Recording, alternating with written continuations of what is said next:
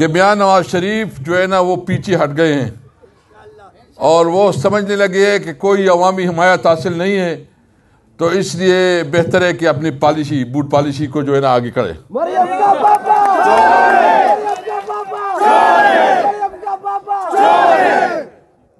वो कल तकरीर कर रहे हैं कि हमें जेलों में डाला गया। उनकी बेटी जिस तरह जबान इस्तेमाल कर रही है, आप में अगर हिम्मत है, अगर आप में थोड़ी भी हिम्मत है, इमरान खान को छोड़ो, उनकी पार्टी से पाबंदी हटाओ।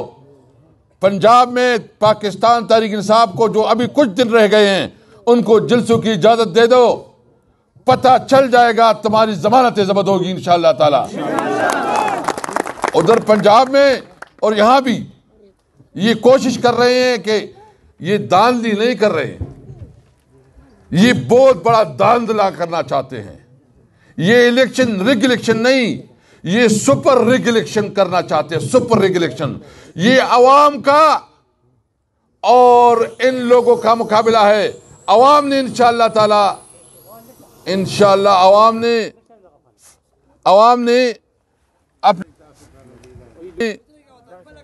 अपने फैसला करना है इंशाअल्लाह ताला। ये फैसला अवाम ने करना है कि कौन उनकी नुमाइंदगी करेगा। आपकी जुल्म, आपकी तशद्दुद, आपकी जो पंजाब में और केपीके में रवा रखा है, इंशाअल्लाह ताला इनका जवाब 8 फरवरी को मिलेगा। इसलिए मैं कहता हूं थोड़ा हिम्मत तो करें।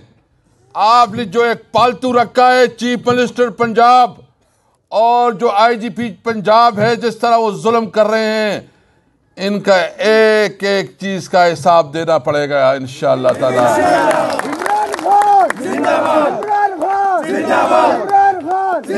मियां साहब, मैं आपको चैलेंज करता हूं, ये जितनी इमरान खान के खिलाफ केसेस बने हैं, जितने इमरान खान को सजाएं दिलवाई जा रही है, मियां साहब आप खुद कर रहे हैं इसको।